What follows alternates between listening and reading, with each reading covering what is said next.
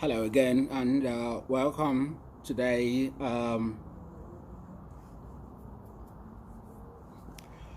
Just today is Wednesday, the 4th of August, 2021, and today it's been an uphill task trying to raise awareness. For the, to bring it to the consciousness of people, the plight of ex-seminarians, ex-nuns, ex-priests, ex-religious. And it is really funny because a lot of ex-seminarians are still held down by the shame. They don't want to identify with this movement. They don't want to come out and speak. They don't want to say how they feel. They are still bottled, all the feelings are still bottled in there, and they are still repressing the feelings of all the abuses they have suffered in the seminary, in the hands of the formaters, and in the hands of their local ordinaries and vocation directors. They don't want to speak out because they are still in bondage. They are still pervaded with that fear, that same fear, fear of what people will say about them. They are still burying their heads in shame. And a lot have not really understood where the problems are from.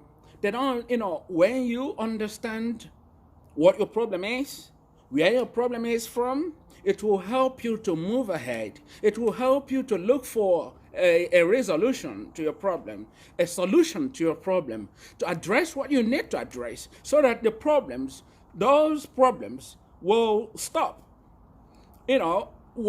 If you are not mentally and psychologically healthy, you are not healthy. You are not healthy, and you cannot operate fully to your own natural talent, to your own natural potentialities. There is no way you can meet up to that because you are still pervaded. You are still on the chain. You are still under the yoke of fear, the yoke of what people will say, the yoke of shame, hubris. You need to learn how to express yourself, express that anger, that emotion, that anger and repression that you have in you, that is burning inside you. You need to learn how to speak them out. Once you regurgitate them, once you empty yourself, empty your mind, speak them, speak it out. Discuss about it. Talk to someone about it. Talk to people who can understand you. People who can understand your pain, your anger, your resentment. Speak to them so that you will be free. So that you will empty that. You will have a full control of your emotion and sentiment. Once you are still repressing those fear, those anxieties, those anger and repression, those victimization, that abuse, that whatever you suffered, it doesn't matter how little it is, as long as it is traumatic to your system, it is in there. And for those who had come across Freudian psychology, and they, when you talk about the defense mechanism, a lot of seminarians, ex-seminarians, priests, ex-priests, nuns, ex-nuns, religious, they have mastered this defense mechanism of going, being so quiet as if nothing is really wrong. But inside them, they are burning, they are angry, they are resentful, they are full of anger. But they don't know how to say it out. This is This is a defense mechanism that is, that you have learned how to deal with your emotion. This is something you picked up unbeknown to you. It is not in your consciousness, but this is how your psychological makeup, how your mental, your psychosomatic relationship, how you try to deal with the trauma that you pass every day in the four walls of the seminary, outside the seminary. You are learning how to contend them and try to keep your head above the water, to keep yourself afloat. You need to, if you come across this Freudian, Freud talks about, repressing, all those unexpressed emotions that were repressed. They come, they come up in some ways. Now, a lot of ex-seminarians are, they are still held back. They're held back. You see a lot battling with themselves. I can do this. I am better than this person. But there's nothing that's, it is mortifying for them to make a move. You can see a very bright, intelligent, energetic seminarian when he was in the seminary, but once he is expelled, he began to behave like someone who has mental problem. The reason is because you have a lot bottled in there. You have not aired your repressed emotions, and you are battling to keep them under control while dealing with the day-to-day affairs of your life.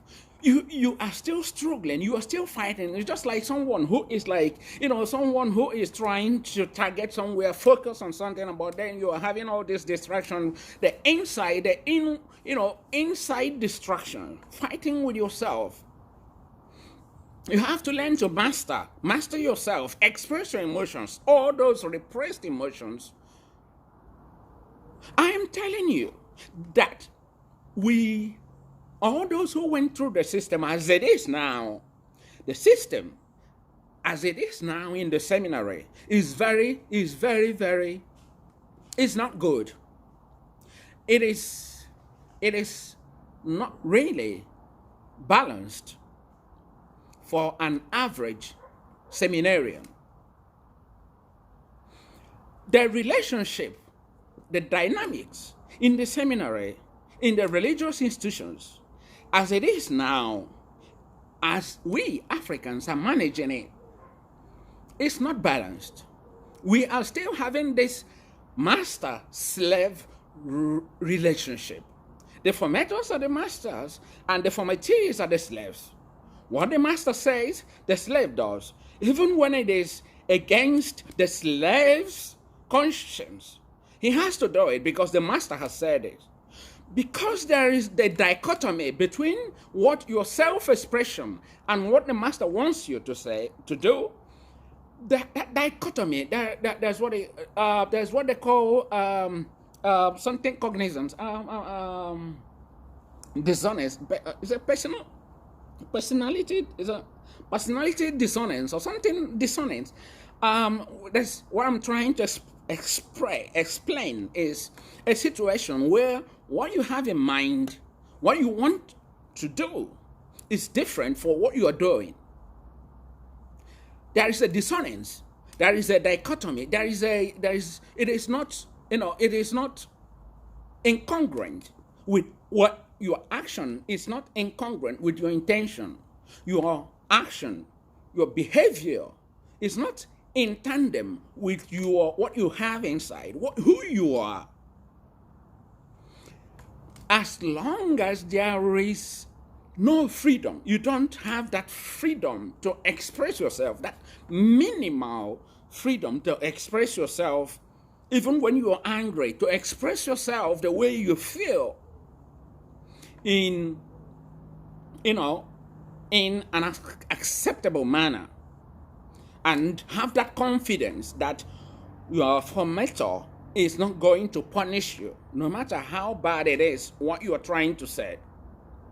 But your formator understands that you need to say this out the way you feel so that he will listen to you. He will listen to you and then tell you, direct you, kind of help you to manage your emotion.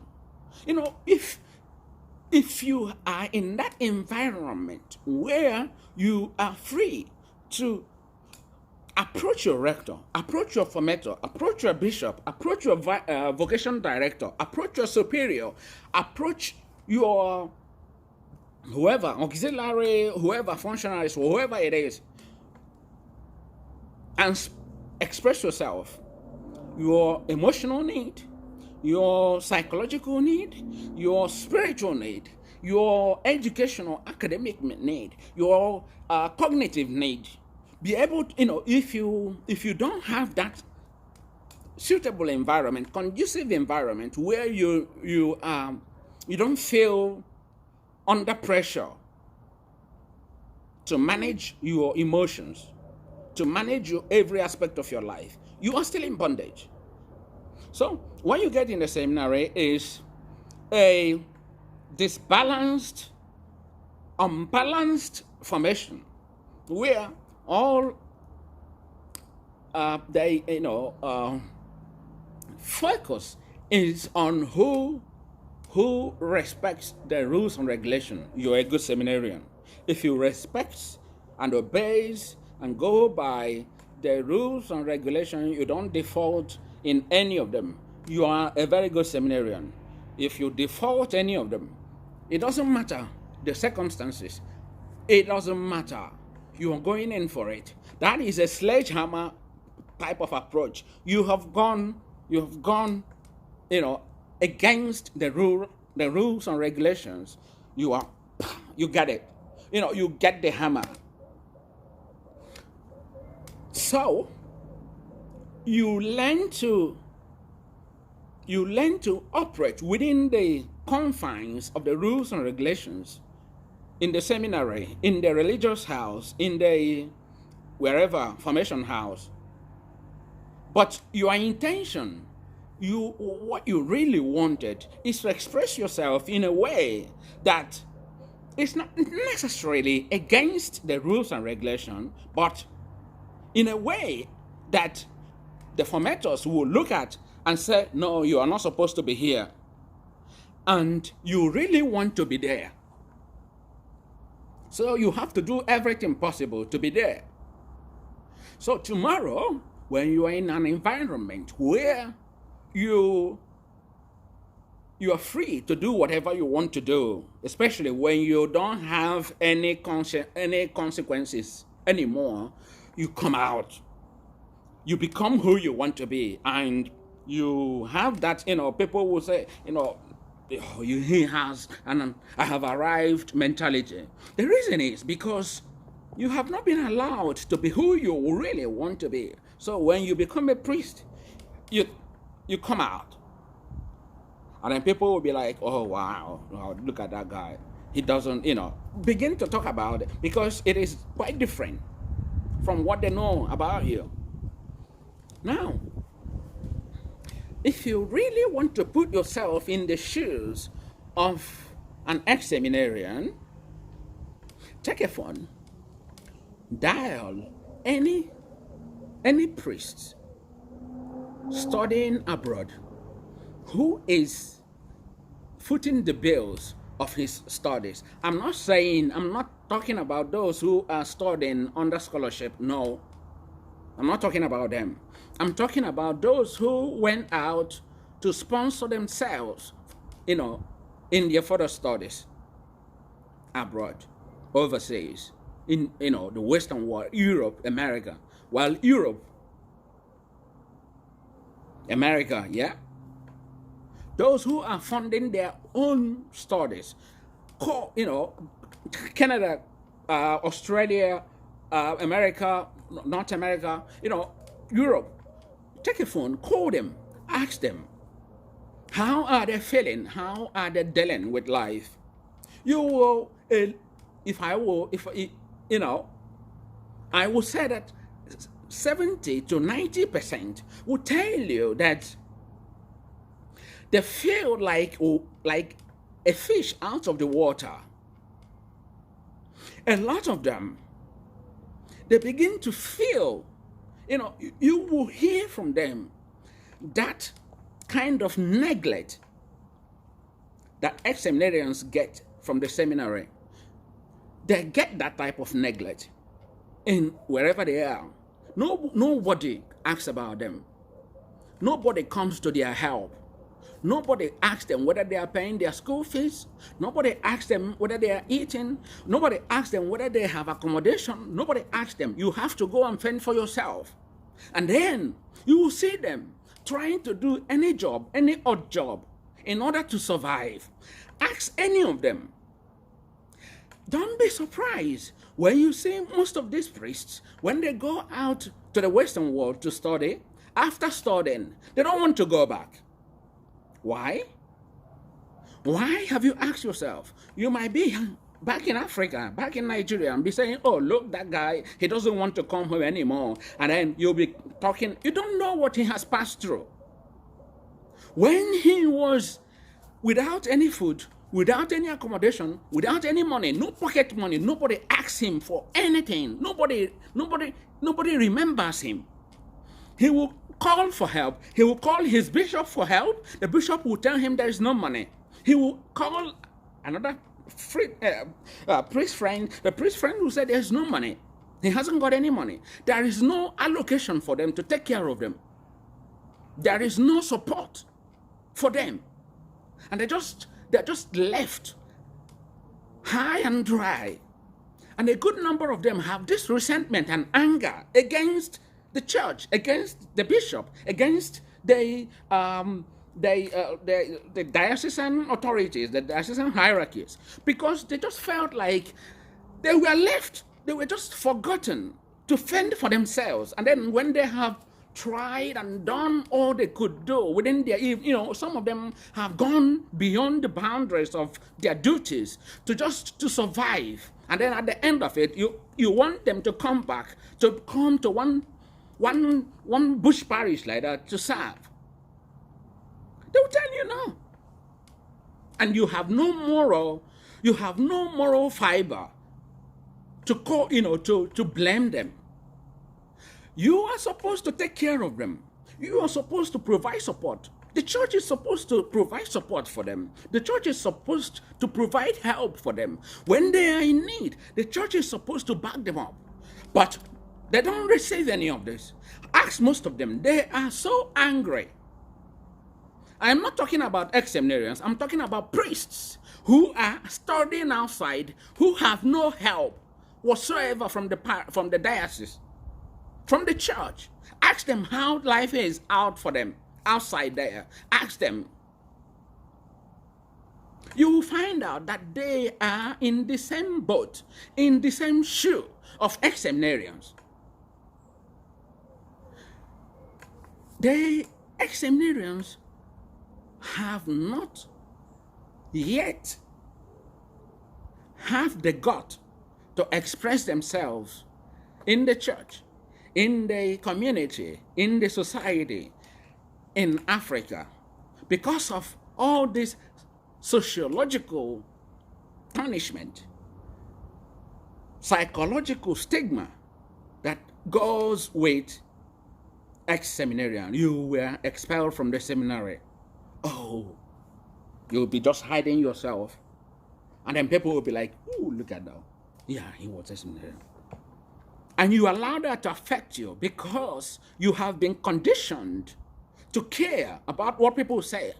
Because in the seminary, you have been conditioned to care about what the superior said, what director said, what the formator said, what the auxiliary said, what the housemaster said, what the class prefect said, what this authority said. It is all about authority there. And then you are here. You are not allowed to express yourself. You are not allowed.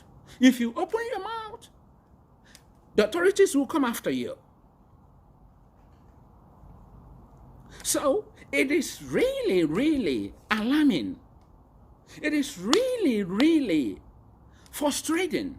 It is really, really imprisoning. It is really, really suffocating. A lot of ex-seminarians are suffocating. They are suffocating in their own cocoon, the cocoon they have built for themselves. They cannot come out to get the fresh air, fresh idea, look at the world from a different point of view. They don't have that emotional strength. Most of them don't have that emotional strength to break the jinx. To break the jinx, break yourself out, get me out of here. Let me.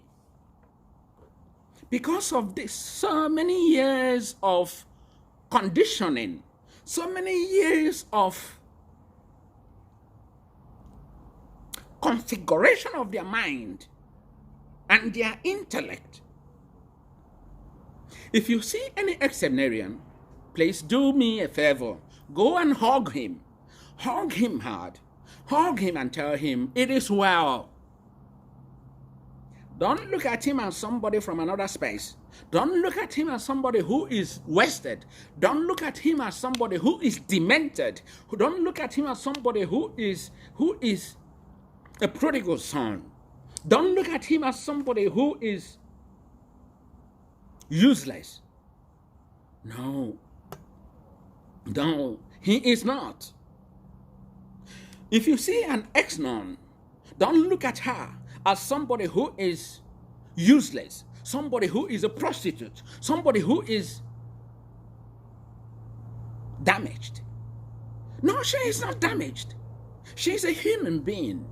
She was wasted. She was abused. She was destroyed. She was damaged. You need to go and hug her.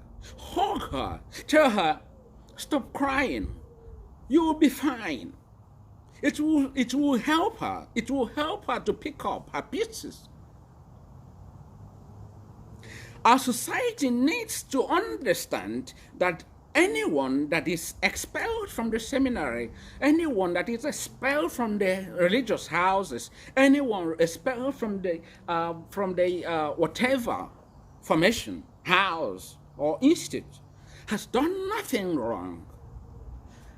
He or she has done nothing wrong. He didn't commit any crime that any other human being has not committed. We all make mistakes. He might have made a mistake. She might have made a mistake. It is part of life to make mistakes. It is wrong. I've come to understand that we are pressurized to be who we are not, to be angels, to be saints, without being human beings. We don't have that human emotions. When I came here, the first thing I realized that was so apparent was that human beings in this side of the world, they express themselves. As little as they are, as young as they are,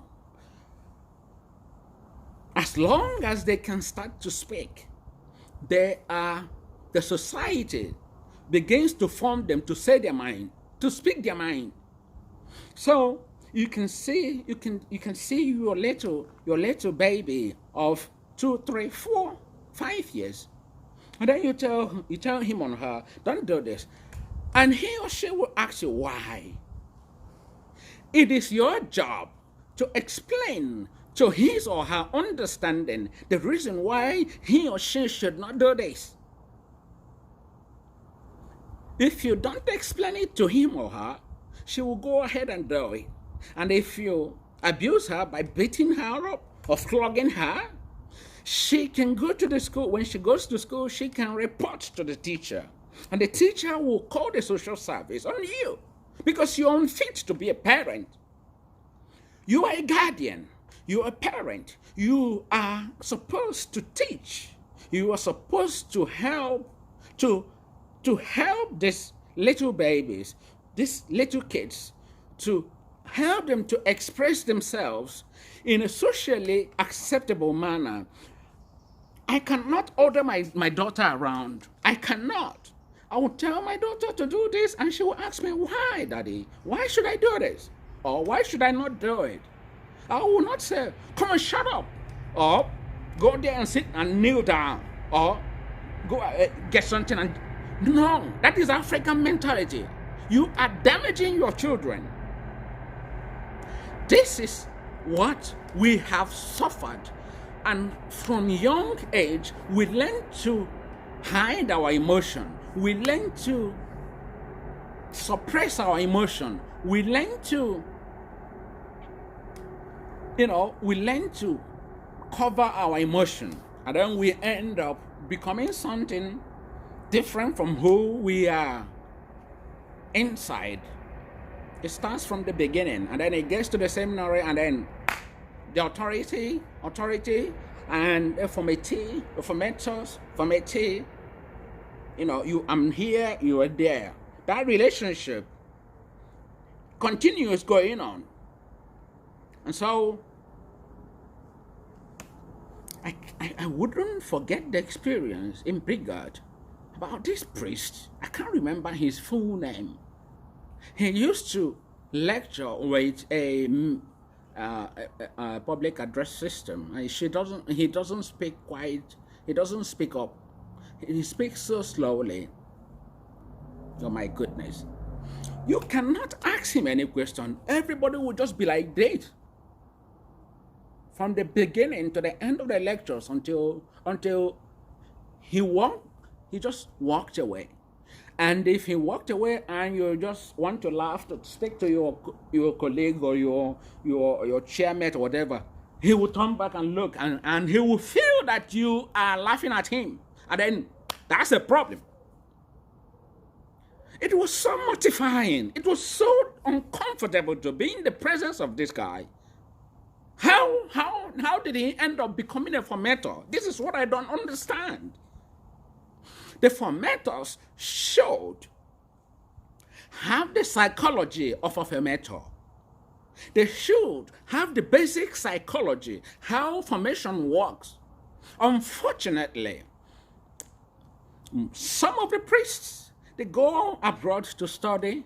When I came here, I realized that some of these priests, when they come over here to study, all they know about is to be in the institution and to study, especially those that came with scholarships.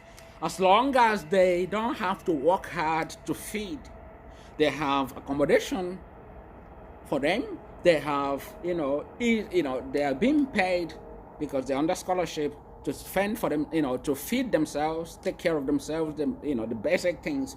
So they don't go out to mix up with people. So you see them, they come out, no matter how many years they spend here, once they go back to Africa, they still retain that African mentality. That formation doesn't pass through them. The formation of the West doesn't pass through them. I am not saying that the West are the ideal, but I have come to understand that the Western, especially the UK, this is where I live for many years now, they don't go to church mostly. Majority of them don't go to church.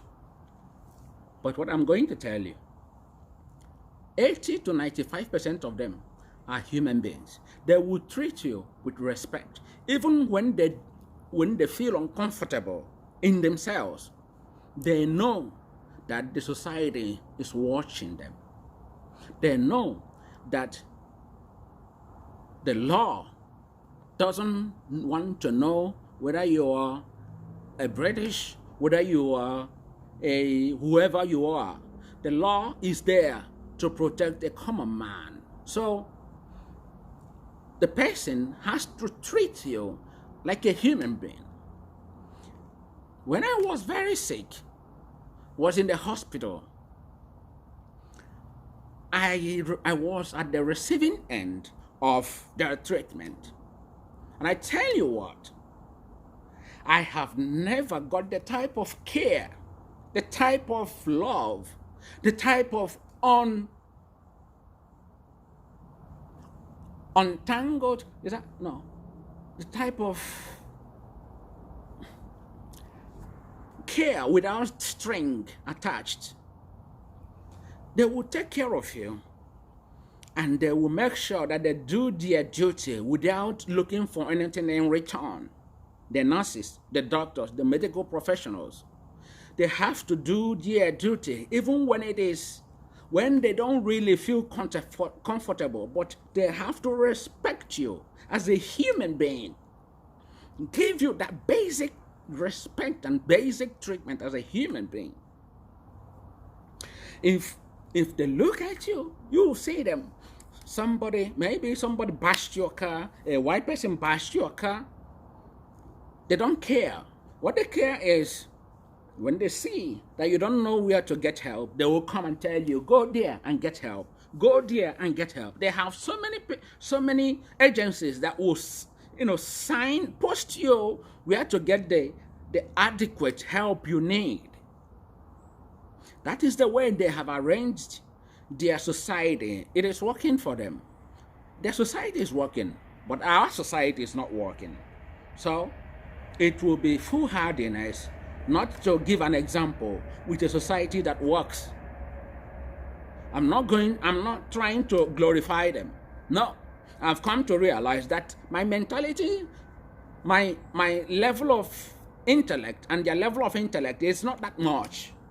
I sat with a lot of them in the classroom, and I did a lot better than a lot of them. But I realized that the difference is then in the orientation, in the mentality, attitude, the disposition, the general disposition. They are human beings. They are not trying to be angels. They're not trying to be saints. They're not trying to go to church. They're not trying to be Jesus Christ. They're not trying to be God. They're not trying to be anything. They're trying to be human beings, the basic human beings. And they treat you with respect as a human being. But we back home, we treat each other like shit. As long as you are a little above this person, you can do anything and go scot-free. What you see in individuals replicate and reflects in the society. People keep saying, oh, well, this government is bad, this Buhari government is bad, this one. Yeah, it's bad. The politicians are reflections of the society. They're the reflection of the society. If you go there, you do like them. If you don't do like them, you'll be pushed out.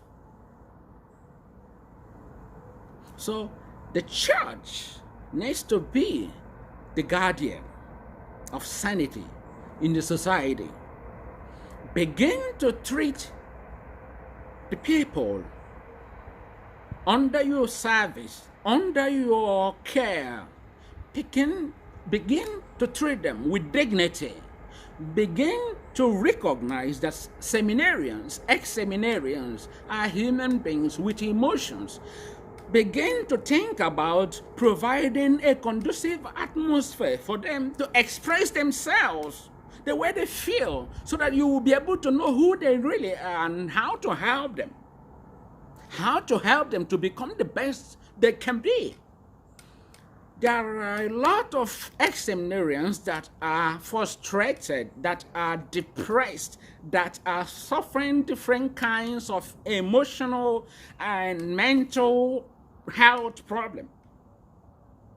Today, one of an ex-seminarians was arraigned earlier today, arraigned in the court, and he will be going in. He will be thrown into the jail for God knows how many years. He will stay in there. I shared a story about him last week. But today, because nobody, we've been trying to see if we can raise funds to help this guy. But the time, the time frame is quite limited, and it is a lot complicated. But the problem, the foundation of the problem is that he never got any support, any direction, any help when he was expelled from the seminary. He didn't do anything bad. He didn't do anything worse than each and every, all of us.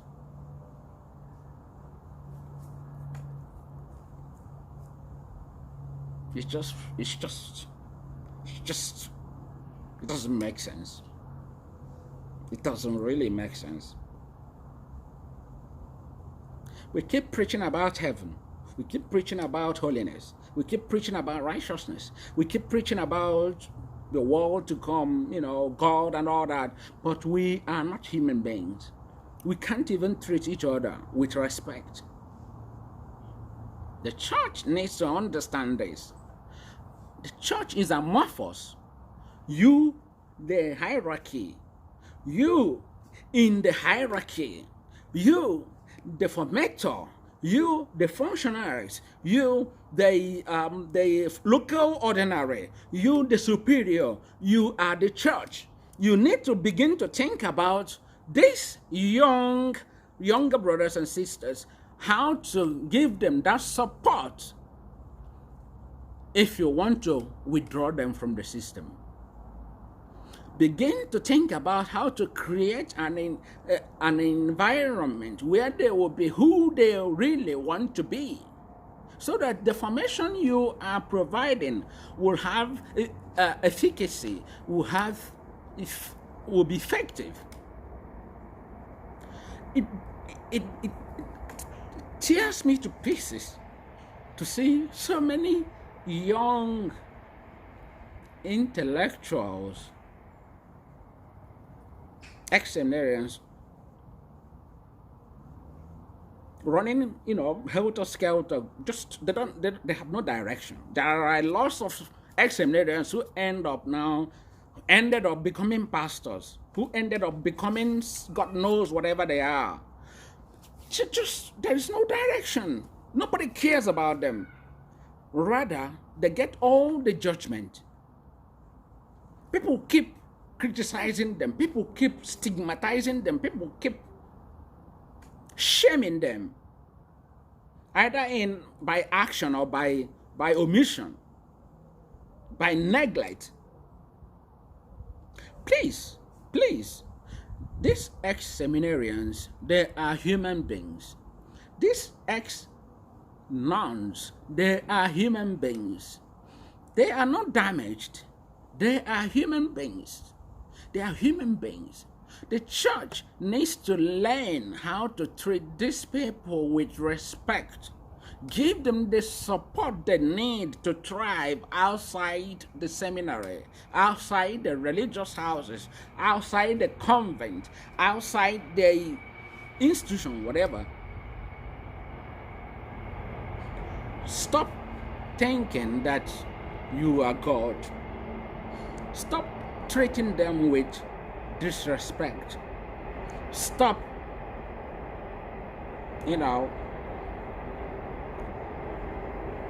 turning your back on them. It is not fair. I know life is not fair, but we are meant to help each other. We are meant to help each other. Please, I am begging you, the church authorities, I am begging you, factor into consideration the ex-seminarians, the ex-nuns. Begin to get a ministry, an agency to help them, to take care of them, especially their psychological and mental health once they are withdrawn. Speak to them. Give them counseling, psychotherapy. Some of the bishops studied psychology. You know what psychotherapy is. You know that it is different from what is, I remember when we were in the seminary, and then we said, today is counseling. Is it counseling? Yeah, spiritual counseling. That's it. If you go there, it's just like you are having confession with your spiritual director. You don't know what you want to say. You don't know what you're going to say, and you get into trouble. I remember in Seat of Wisdom, there is this priest When you go to him for counseling, guidance and counseling, and you say like maybe I have this urge when I see an opposite sex. I have this urge in me as a young seminarian, as a young man who has, got to the level of maturity. As you've passed the teenage years. You are in your 20s, in your 30s. Of course, if you're normal, if you see an opposite sex, you have to feel somehow. It is natural, just like you feel hungry, just like you feel thirsty, just like you feel, when you see an opposite sex, you are bound to feel somehow. You are bound to feel the need, that attraction. And then when you go to this priest, and you tell this priest that I just have this, I'm just battling how to control myself, the attraction that I get, towards the opposite sex. I don't know how to handle it. It's like, oh, are you looking at the woman? You're looking at this a female like that? Oh my God! Oh, so you have had sex already? You have sex with your mind. You have had sex with your mind, and begin to judge you. He begins to shout at you. How then are you going to be free to discuss this emotional sexual urge that is natural, that this attraction that is natural in you, that you don't know how to handle? You don't have any avenue to express them. They need to be expressed.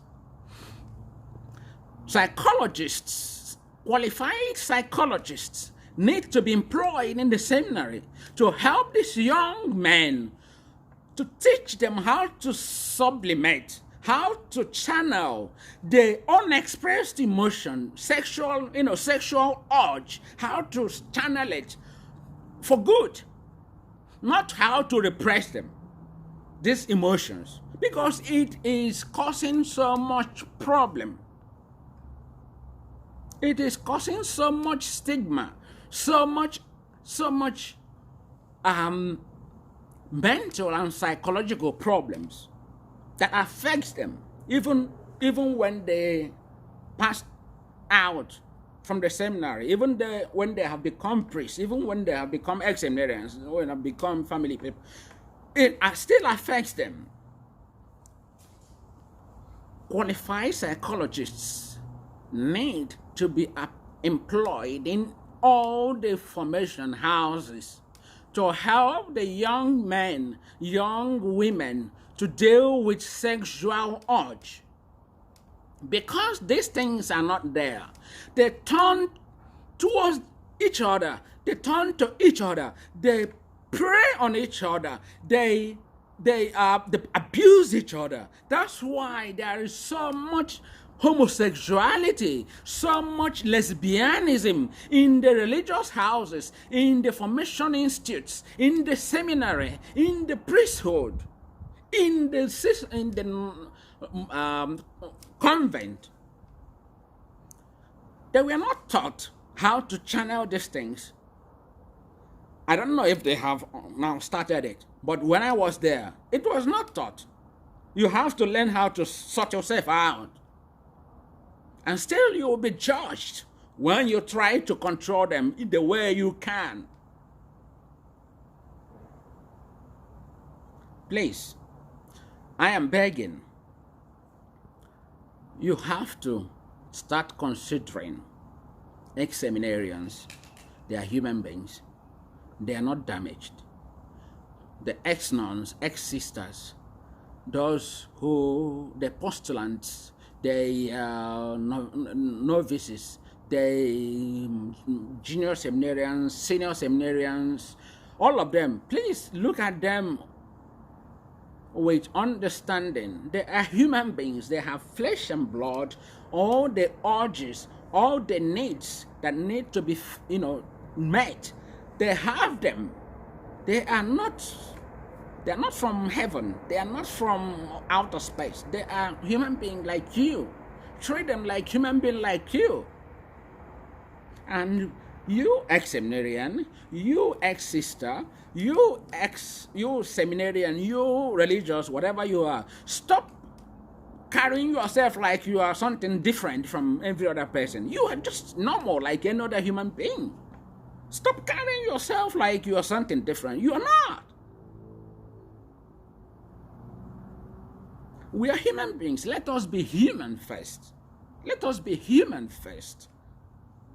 Please, I am urging the church authorities to consider this. Think about this. Think about how to help ex-seminarians, ex-sisters, how to help seminarians, how to help postulants, sisters, all these people in the ministry, how to help them create an atmosphere of acceptance, of building their confidence, acceptance, accept them who they are, no matter how damaged they are. They are human beings. Everybody has got their own weaknesses and faults. You have to learn to accept all of us, everybody with their faults. It's sad sometimes, but yet it is what we are called to do in order to realize our potentials. That's what I'm just trying to say. So, my message today is this. Please, church authorities, consider how you handle ex-seminarians, ex-sisters, ex-nuns, seminarians, even the priests. Factor into consideration, factor into your planning how to get ministries that will give them, just like you have these spiritual directors, there should be psychological directors, because spiritual aspect is different from the psychological and mental aspects. You are only dealing with one part of the human being. There is another part that needs to be attended to, but you are not taking care of it. And it affects them when they come outside, because this other part, the psychological aspect, is the aspect that carries you through to have normal interhuman relationship, interpersonal communication, how to show the human emotion, to deal with other people. You're not going to see somebody and you're praying the chaplet or saying one prayer or whatever. You're not. That's not communication. You're communication with the outer being. You're not communicating with human being.